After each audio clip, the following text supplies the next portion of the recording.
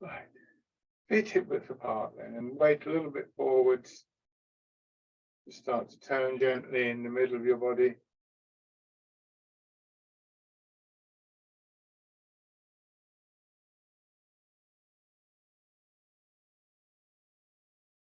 Arms hanging loose from your shoulders.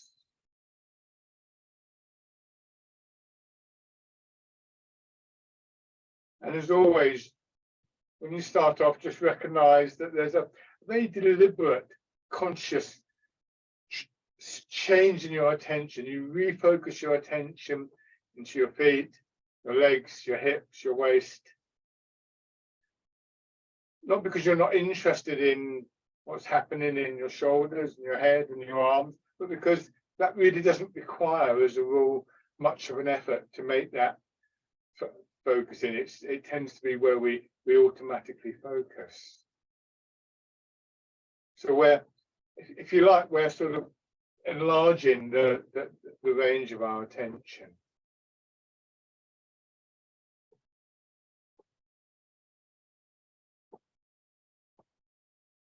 Arms feel quite heavy as they swing around.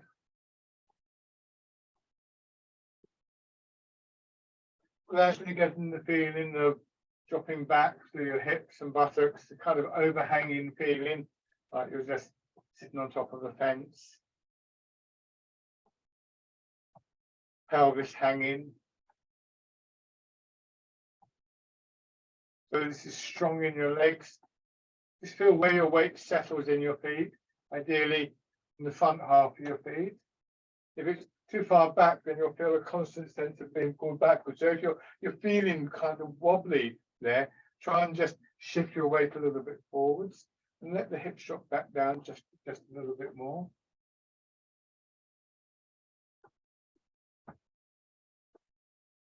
And a stronger feeling coming up through your legs into your back.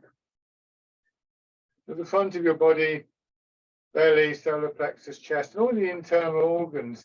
The slight feeling of hanging from your back, which should go a long way towards just helping to open up your body and for things like your breathing to become a bit smoother.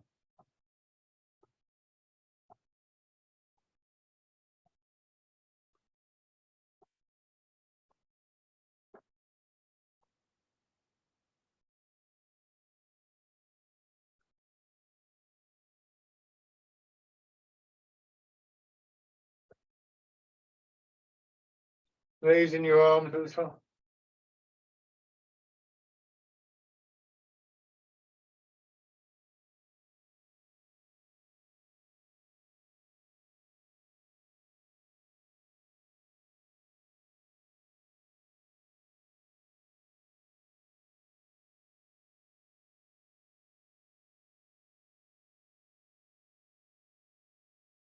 And just let them drop down.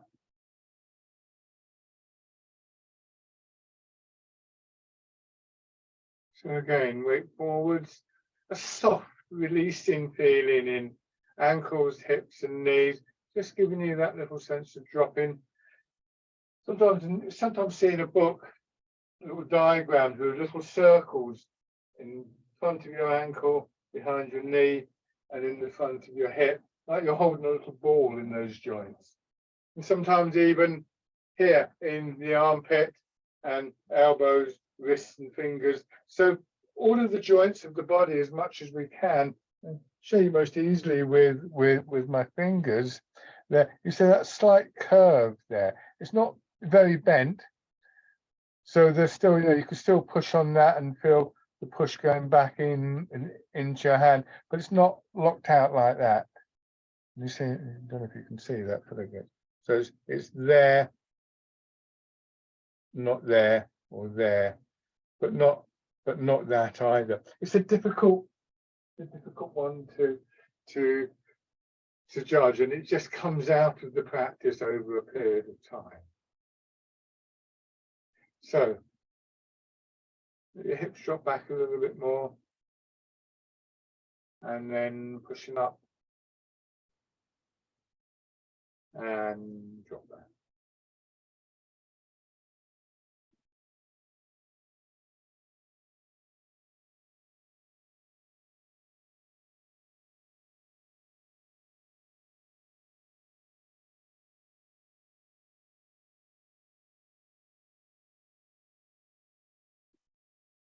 expanding, contracting.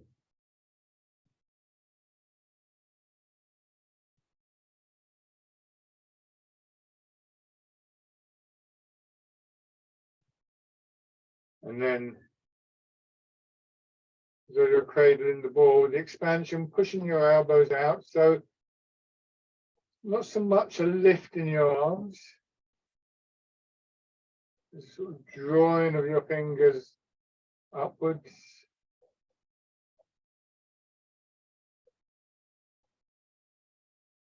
Hands just a little in front of your body, don't have them too far forwards. Elbows in front of your body. And with one or two exceptions, this is where your arms will always be, in that area just slightly in front of your body.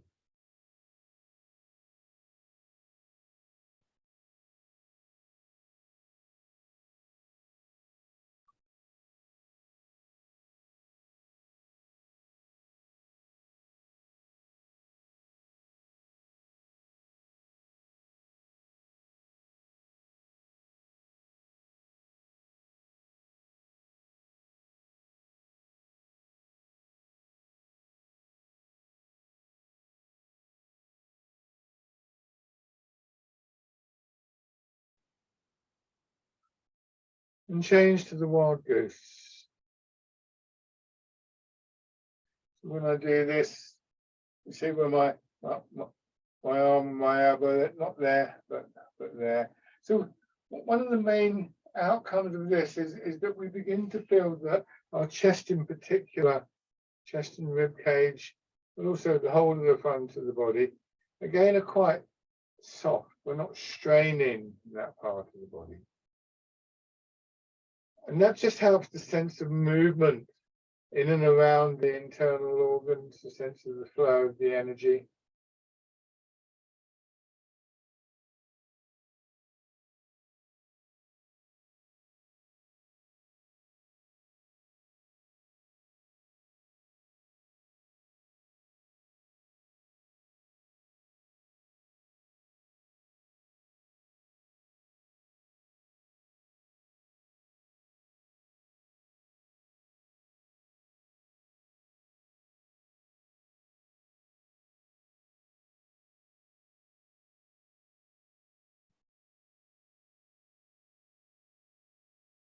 And then parting the clouds.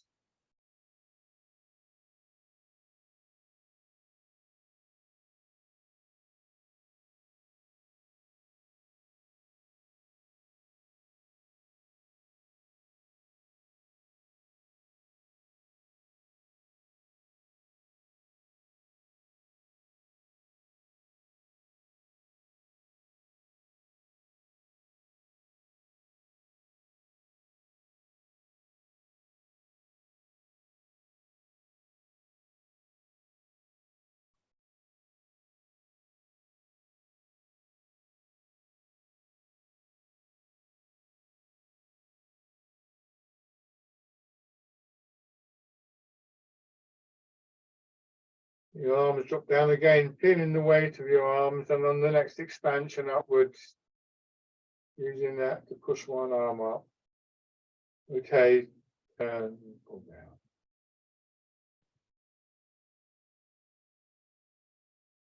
The other side.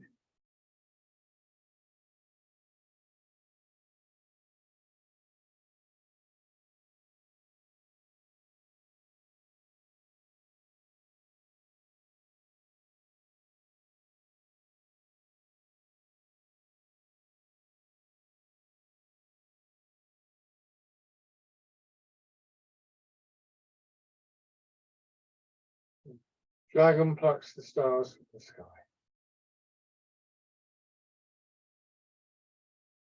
Be aware of how far you're moving, and remember, we should always stop feeling that there's potential for a little bit more movement there.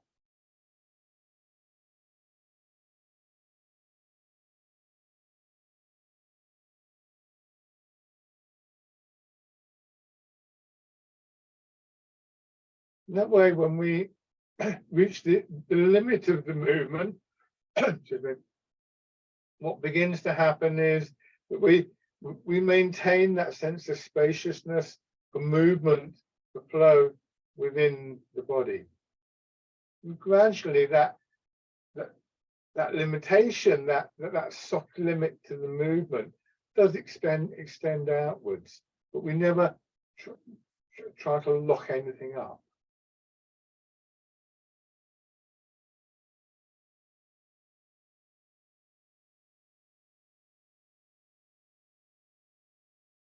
One more time.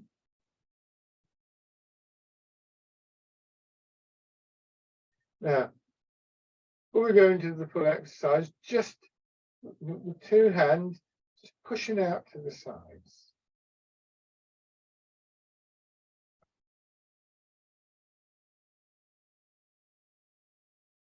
Once again, when I push out, you can see my hand is slightly in front of my shoulder.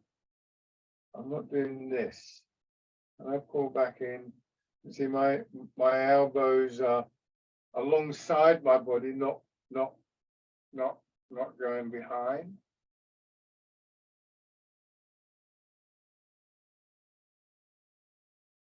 And then what's going to happen is, and we'll do this in two stages to begin with, you push out and then you turn in one direction and try turning in the other direction. And your arms maintain their position. They're not doing this. They're not moving independently from your shoulders. From the front, of course, it will look as though my arm, this arm in particular, is going back. But in fact, it's not. It's my upper body turning that will do that. And as we turn to the front, our hands come in. And then you turn to the other side. And back. Once again, maintaining that idea that your hands are slightly in front of your body and extending out from there, but not pulling behind.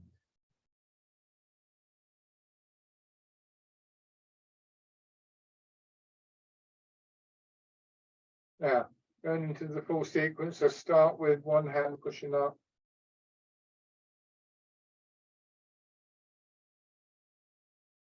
This is where awareness of what's happening in the lower part of the body is important. It's turning.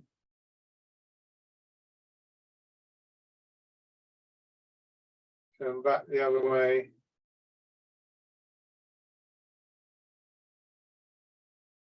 And then facing the front and pushing out. So again, our attention will get distracted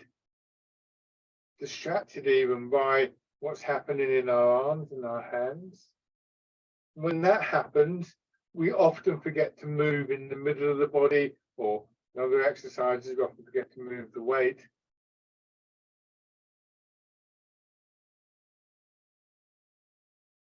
So once again, a conscious, deliberate act of focusing your attention for this exercise, particularly in that area between hips and waist.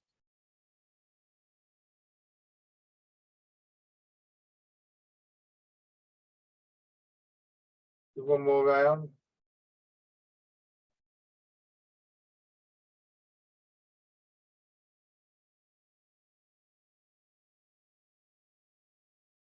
It's very, very tempting to twist your shoulders around, but try not to do that.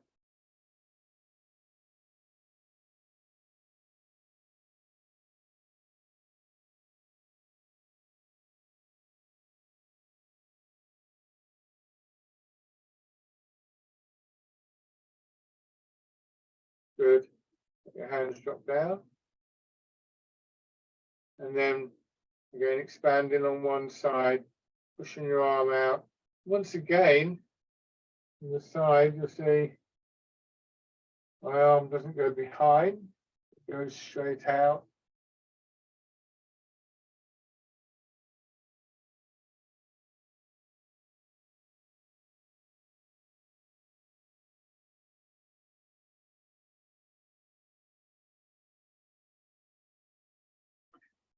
So if it's comfortable for the next one, when you get to this position at the top, you turn. Once again, that means that your arm is drawn around, but it stays pretty much in the same position that it was in at the start of the turn. So in other words, you're not getting to here and then doing this somehow. You're turning from your hip.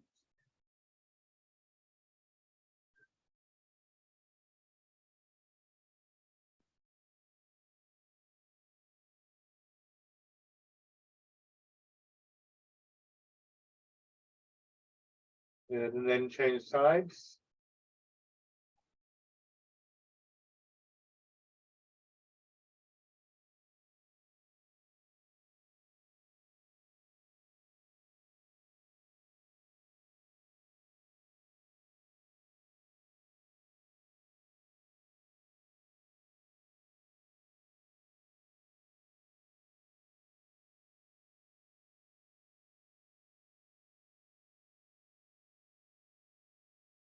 And if it's comfortable, add in the turn.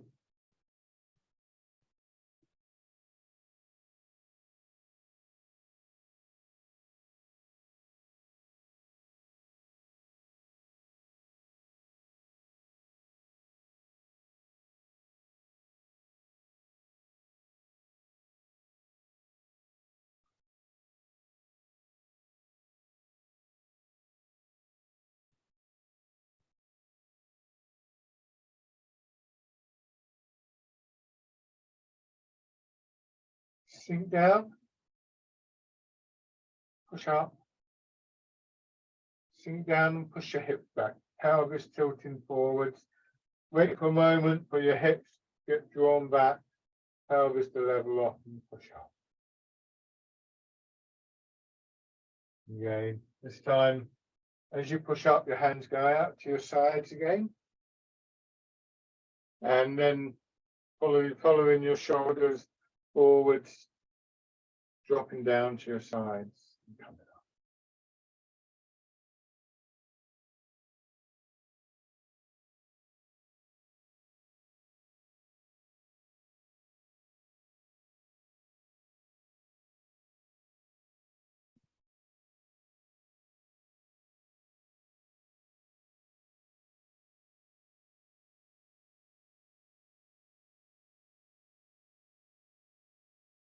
Rowing a boat in the middle of the lake.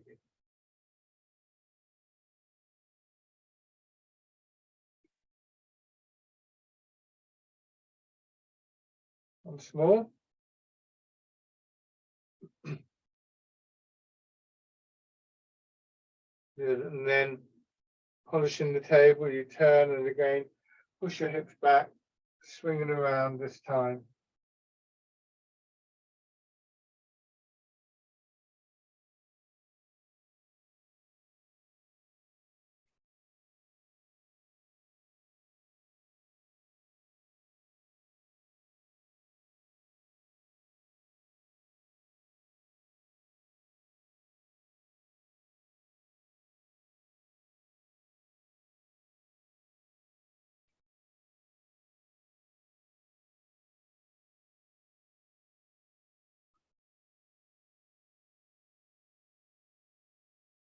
One more time.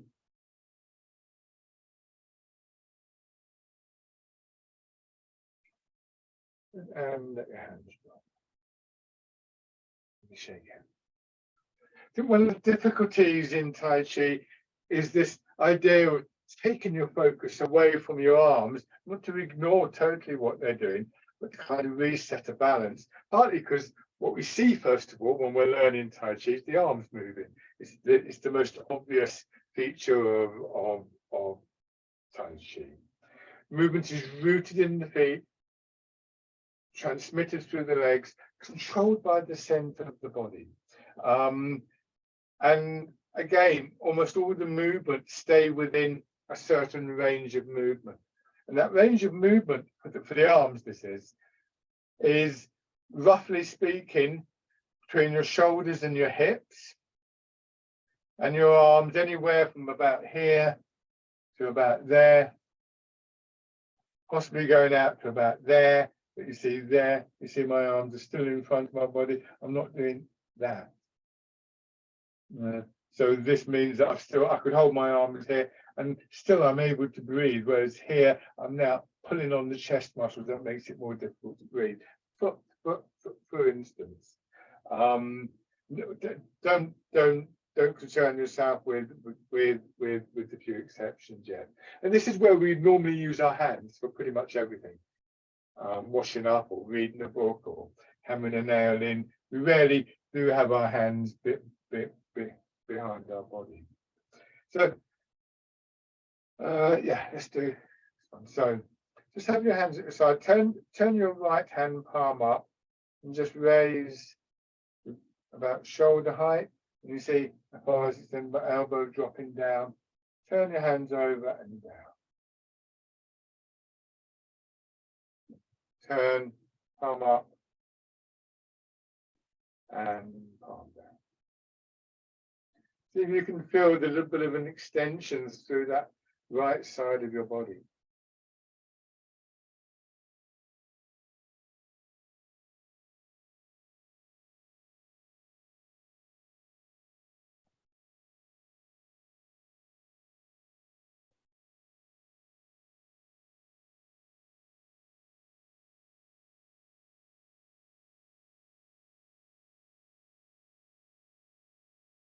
Now, next time when you get to the top of the movement here, just turn your left foot out a little bit, move your weight across into the left, pick up the heel of your right foot and turn to your left. Once again, if you look at what I'm doing, I'm not going across here and then taking that arm over. My hand, let's say, let's say my fingers are in front of my shoulder there, straight out from my shoulder. I go to there. If I can shuffle around in that position, there, you'll see my fingers are still in front of my shoulder. I don't mean that to be rigid. You know, there's a little bit of momentum, maybe taking it, you know, in terms of the exercise we're doing, not as far as the center line, but on some occasions it would do that. Now try that with the left hand. So pushing up, your arm swings up nicely again, fingers in line with your shoulder, fingers, elbow, shoulder, and down. Push up and down.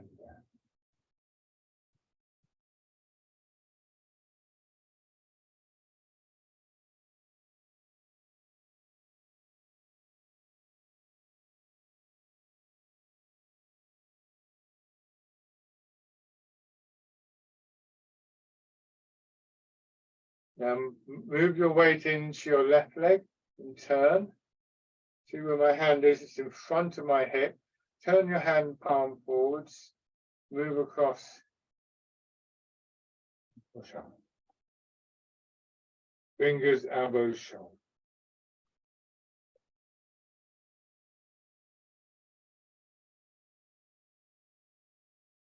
This time, as you turn your hand palm down, bring your right hand into position by your right hip and move between the two. So, hitting the ball in front of the shoulder.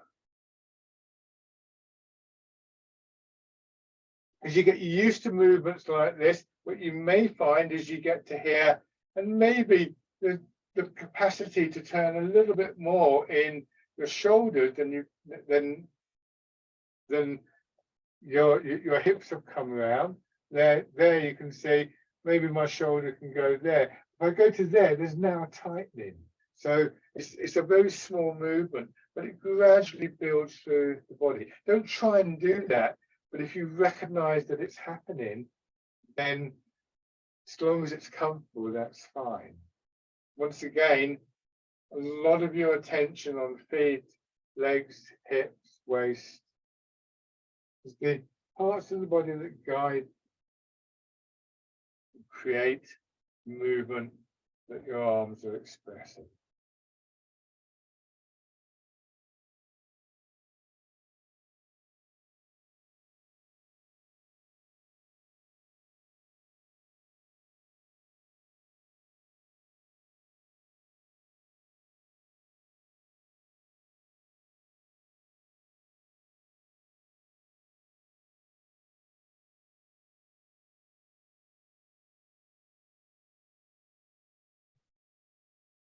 So hitting the ball in front of the shoulder.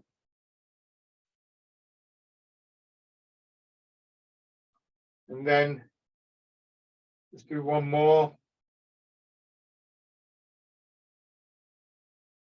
The hands drop down. Then they swing down through an arc, and you turn, and they start to swing up a little. So here again, in fact, if anything, this is the position of my arm. They're out from the shoulder a little bit. They haven't. So this hand, right, on your left, hasn't come across like that. And swing down. This is cow gazes at the moon.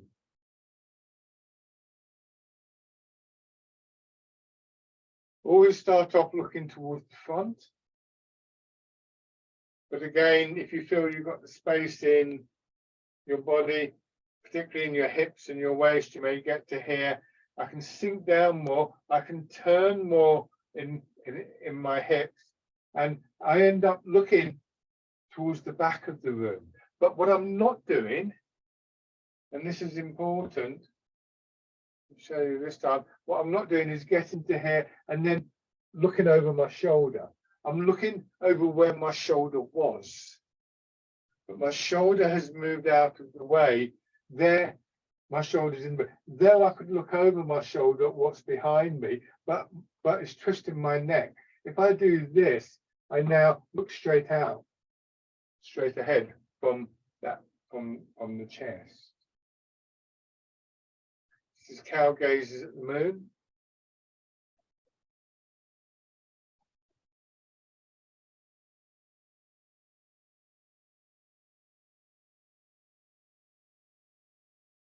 And from here, it's a relatively straightforward change to go into the figure of 8 movement that you know. From here, turn your hands palm down. Let your hands come across and up, remembering that they're still in front of the body and curving over slightly.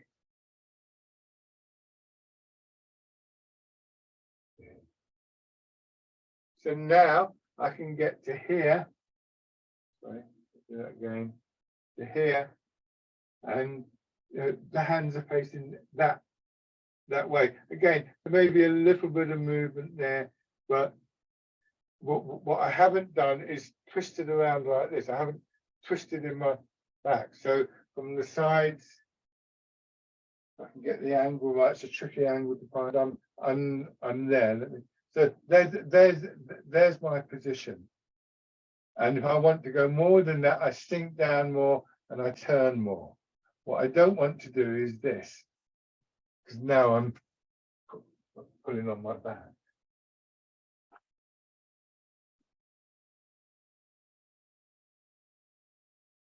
So when we want more movement, either in whatever plane or of whatever type, we would always look for the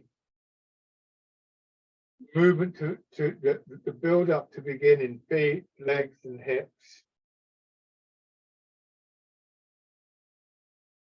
So I could do this exercise. I could imagine painting the figure of 8 on a wall.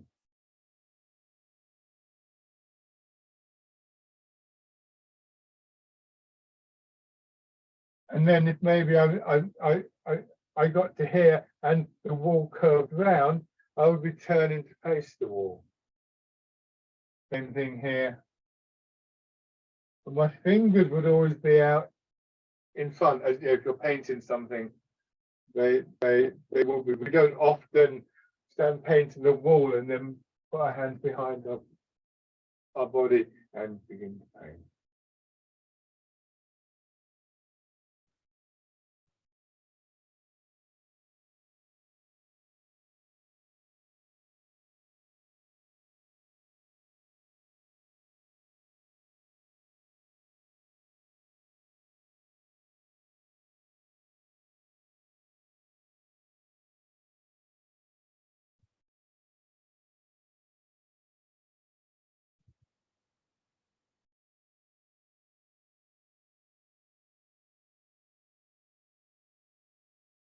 One more time. Shake out. So something you can do to help you maintain that feeling is, I'm going to use this. Just a nice piece of wood, really. You could use anything, something like the inside of a tin foil roll, those the cardboard tubes you get. And actually, you can start doing this. You can do cow gazes at the moon like this.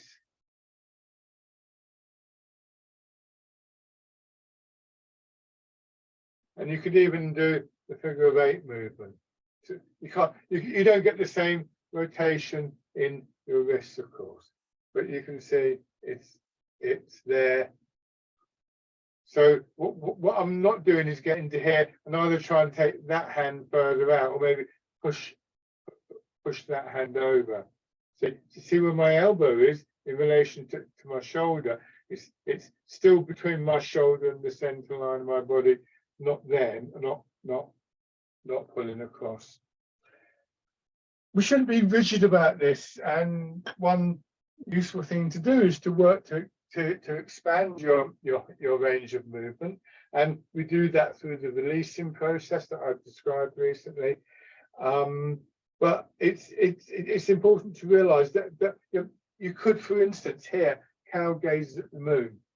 You should be able to stop and hold that posture for a while. It's quite strong on my left leg, but it's not straining my upper body, whereas this would be. Same thing with this. If I'm here, I should be, I can stay there quite comfortably. This is starting to pull. So be very alert to how your body is responding to any particular movement. So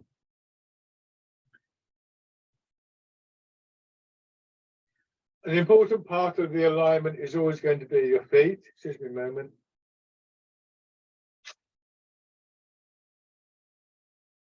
Turn your left foot out, step forwards. So when we do this bow stance and the transfer of the weight, just moving from 70% in your back foot forwards to 60% in your front foot, feeling the change from one foot to another, and as much as possible keeping your shoulders and your hips facing in the same direction as your front foot. So if I'm standing here like this, essentially my shoulders and my hips should be parallel to this wall in front of me.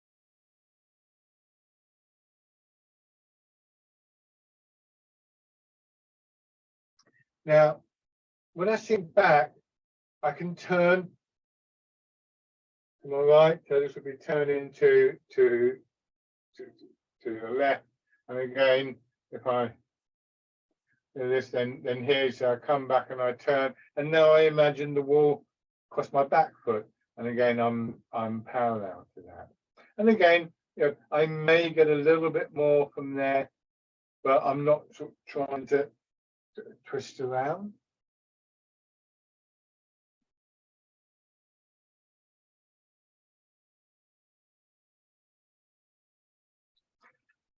So what these movements do is they keep the body in line, and they familiarize us with a way of moving and a quality of movement, a feeling within the body. Now, what we can also do is I could go into my back foot here, and I could turn towards my front foot. So I could turn the opposite way.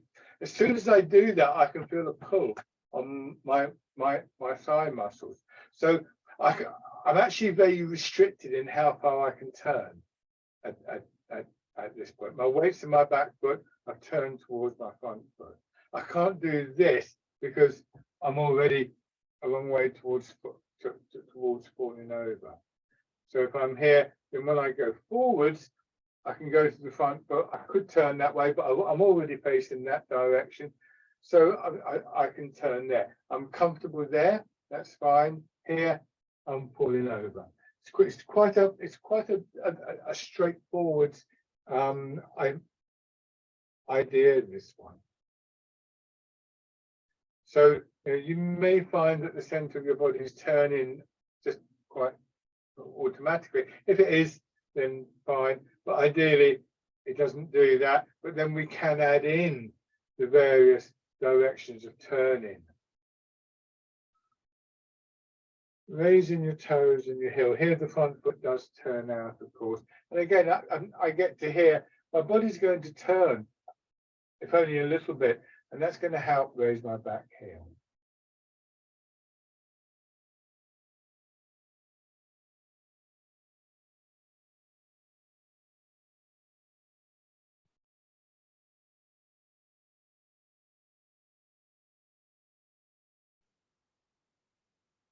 And then stepping in.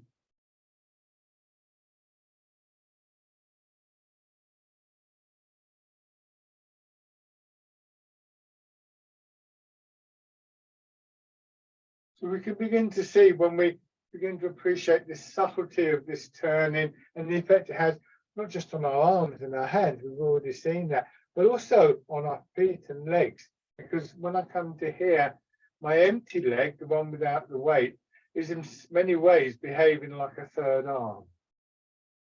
I'm getting to here, and because I'm exaggerating, because I'm turning this way, it's bringing my foot in.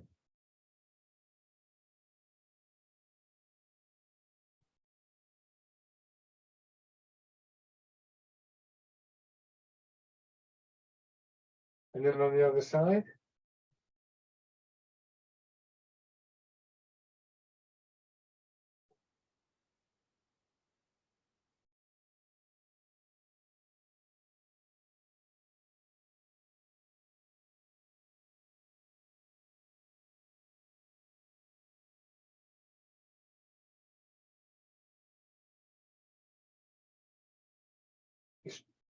See, try the turning, see how it feels. Once we've got an idea for the internal feeling of these movements, we're less bound by physical alignments. So in theory, this is as far as I can go, but actually I can go a bit further if it was appropriate. We don't do that with this exercise. I can go to there and I'm comfortable, but there now I'm getting to pull. So that soft boundary, that limit to the movement, gradually expands, and then sink back, turn the opposite way, turn towards the front foot.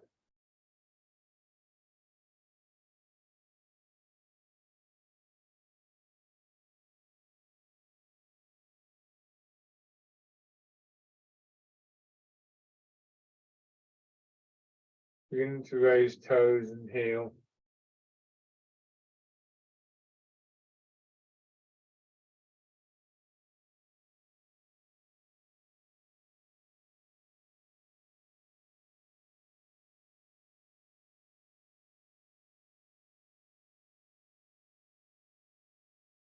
Stepping in.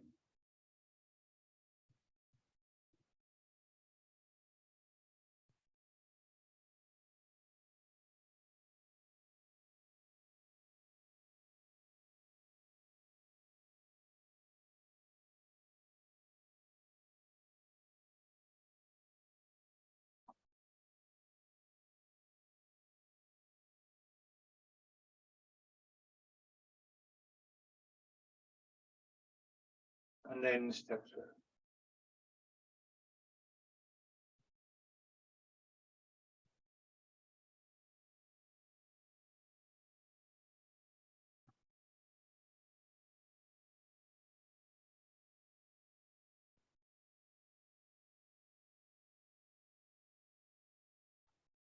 And then going back.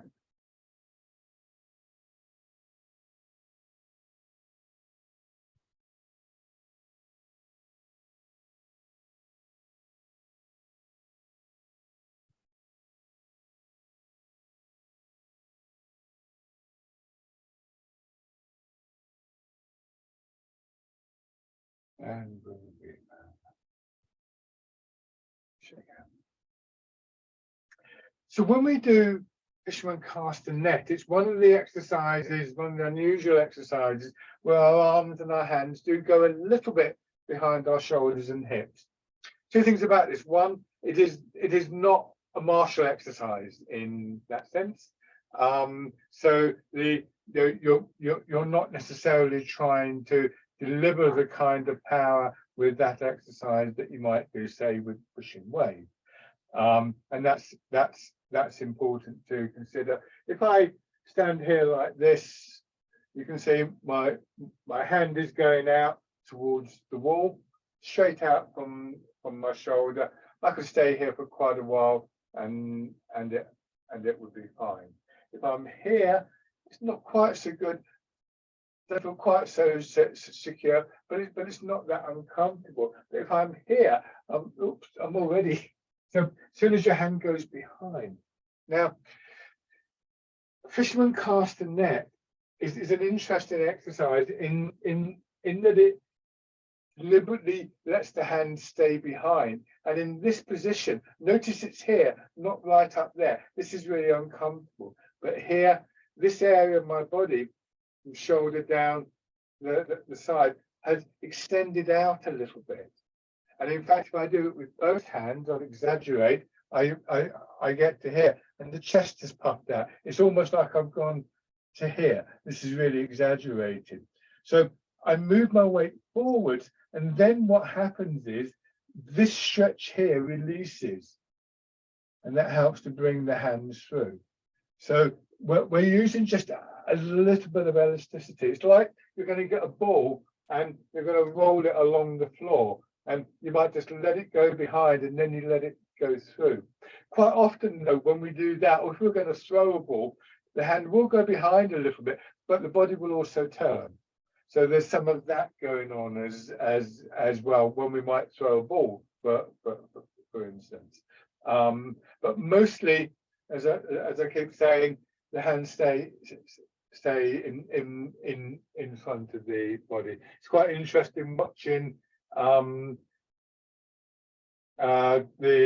cricketers go to pick up a ball, because quite often they deliberately go past the ball or go and they let the ball come towards them, and they're already moving that way as they go to pick up the ball, but they're turning as well. They're not like this. They're going to pick up the ball, and then when they go to throw it, it's like that. They bring their foot through. So they're using that idea of the elasticity in the body. But of course, you're really right on the edge there of what is, from a physical point of view, comfortable and possible.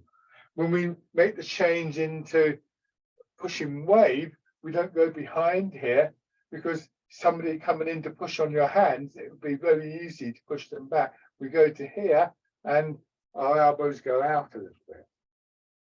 So we still get that expansion there, but we don't want the hands to come behind the body. Pigeon spreads its wings is there. Again, elbow hasn't gone behind the shoulder to there. Is there. This is about as wide and expansive as the arms get. And actually, this is pigeon spreads its wings, and this is cow gazes at the moon. More or less. So we're talking about small margins of change. It's not that. The only times that the hand comes significantly across the body would be when we're doing something like this. And again, there's no sense of resistance there. It's an exercise that allows the arms to swing freely. So have your right foot forwards and start, as always, with fisherman cast a net.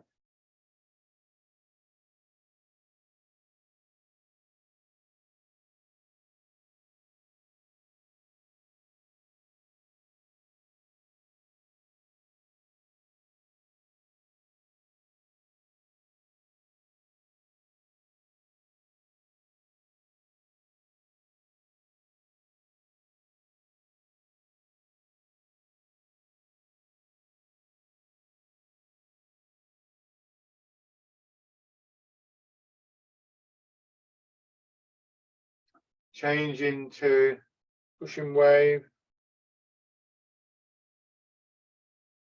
With my hands in front of my shoulders.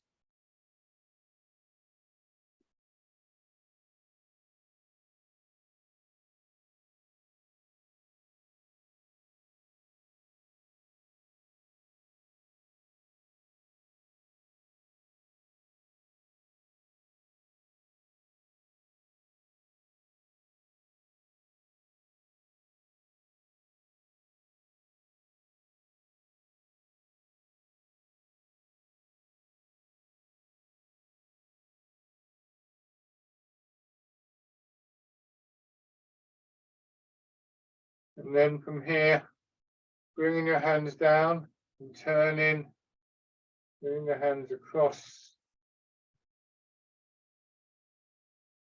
and then up.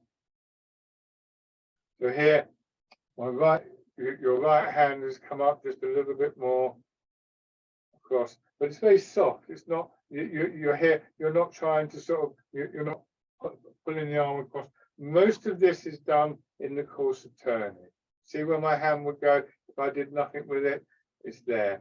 And I've just gone a little bit further there with that slight extra turning that you might be able to get through the upper part of the body, but not this. It's here. And then coming over and down, same thing here. This is the arms without moving. You see the hands in front of the center line of the body. Maybe just over there, a little bit more open in the shoulders and down.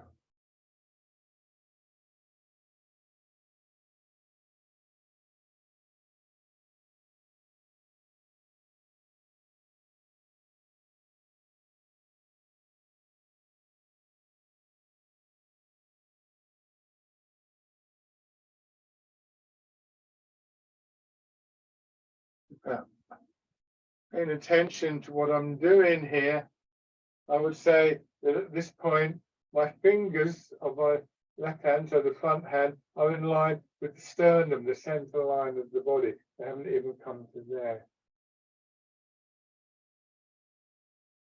Same thing here.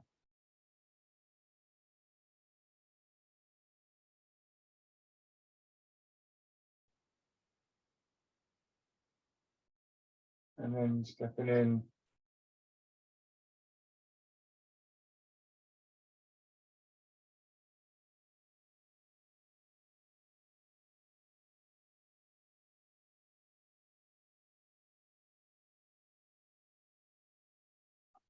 Because my foot is coming in, I can turn further. So my hands move further out, but I'm still not pulling them around. So you see, I get to here and I think, well, I want my hands to go further. This isn't where I want to be. I could reach out like that and start to strain, or I bring my attention back to my feet. My foot coming in means that my hips can turn more. And that moves my arms more. So this is where an awareness of what is happening in your feet becomes very important.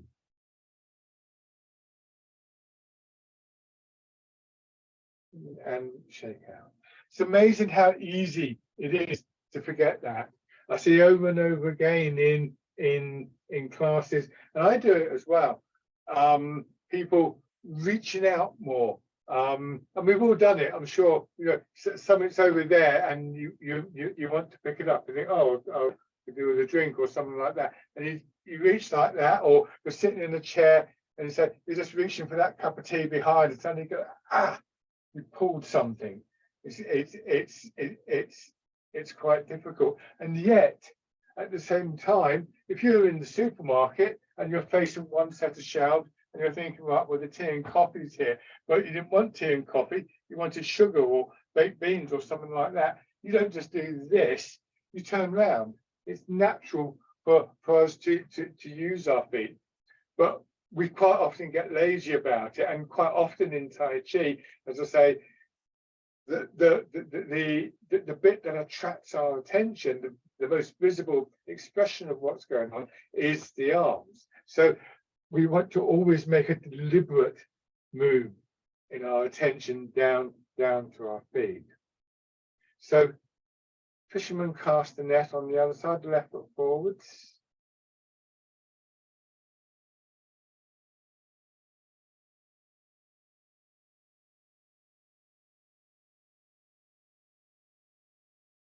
So as you do this, aware certainly of what's going on in the upper part of your body, but in the back of your mind, that transition from full to empty, from empty to full, as your weight transfers from front to back.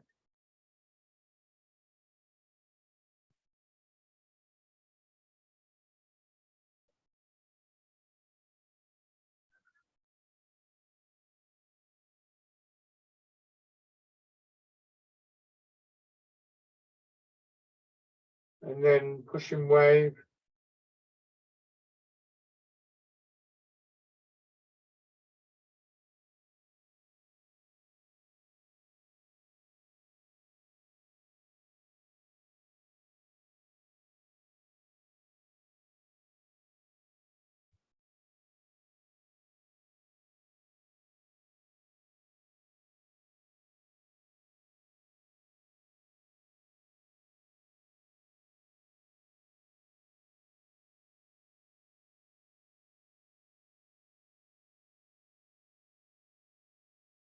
And then back and turn.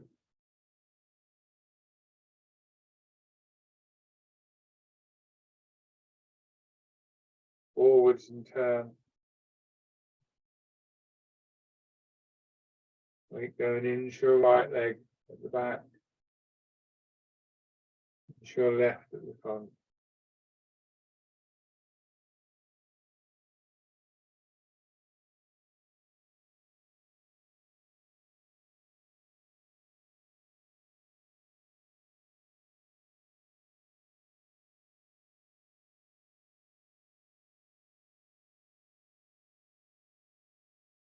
And the front foot out a little bit, go forwards, and again this time let the heel come off the ground and come in, and you can reasonably expect to get a little bit more movement because now your foot isn't stuck in one position, and that helps to release your hips.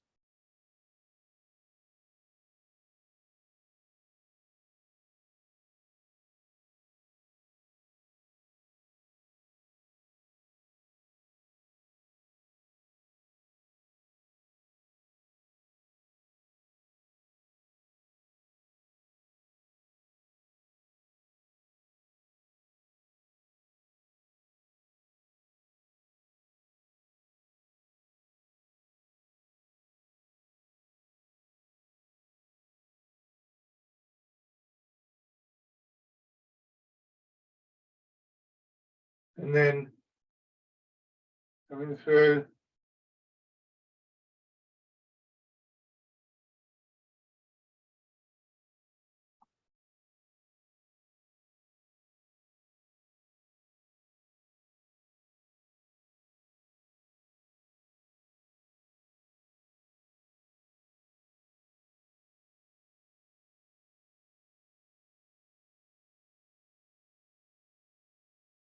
And then reversing.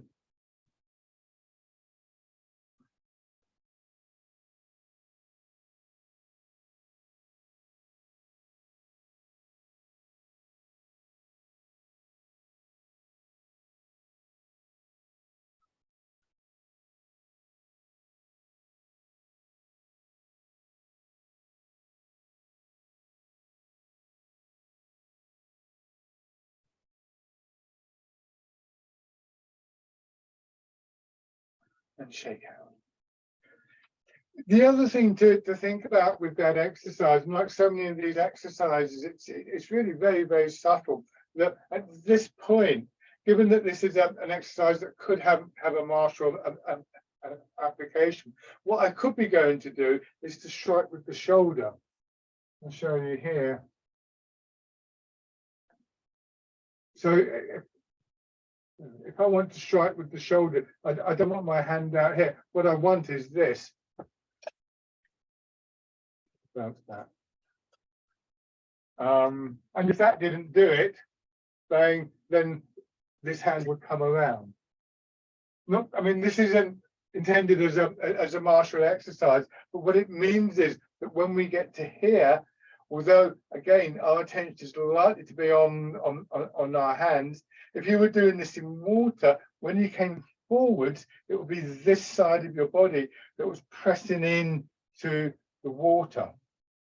It wouldn't be your hands trying to do that. You press into the water and then turn to bring your hands around. So we can start to see how shoulder, elbow, hip can all be engaged in the movement when we get that little kind of turning. And if you think in terms of moving through water and you've got that idea of the resistance, then that can be a good way to breed that sort of awareness. Rubbing your hands together.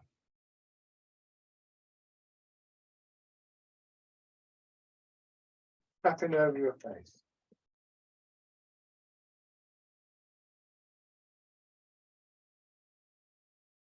Over your head and neck.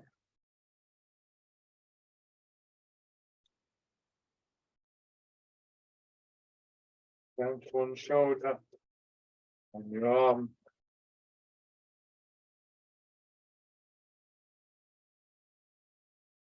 The other side.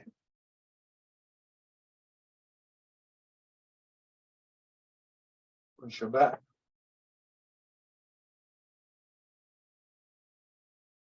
Around your hands.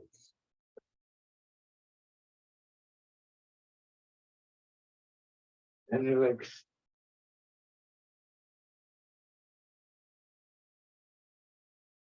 Light on your belly. Down to the upper part of your chest. Check out.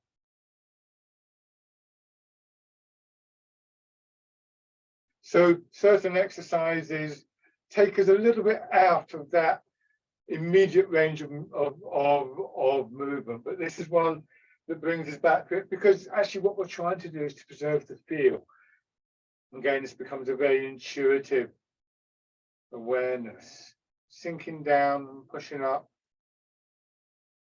and your arms coming around as though you're holding the ball against your chest.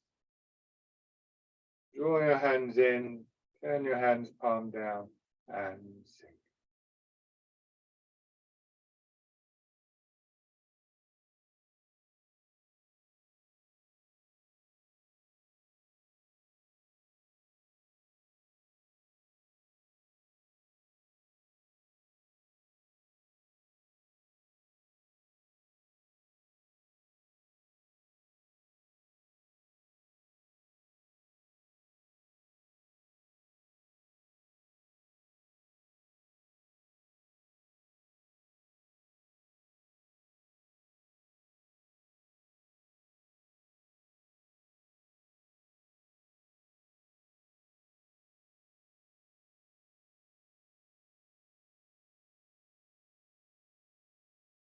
And stand.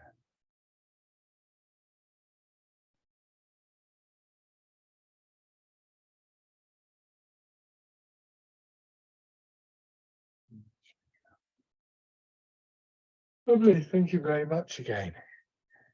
So let's just go forward.